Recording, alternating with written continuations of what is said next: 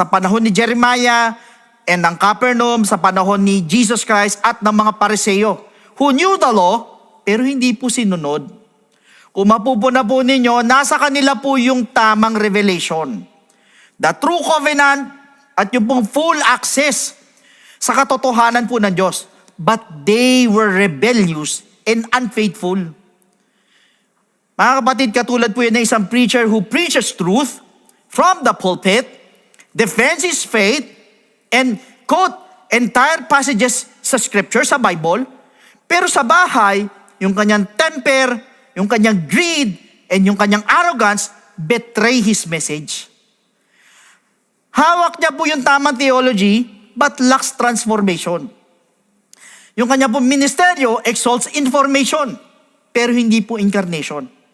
The truth never becomes flesh in his life.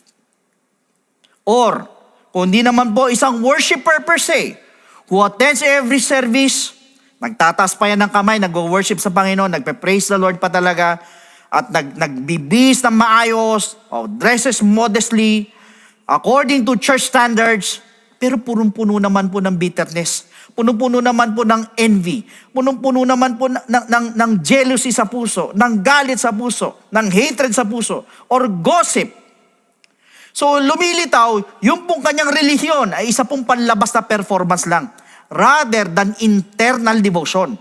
Near the altar, but far from God. Or dili kaya, isang mananampalataya who believes in holiness, baptism in Jesus' name pa, and the infilling of the Holy Spirit, pero namimili lang ng kung ano lang yung susundin.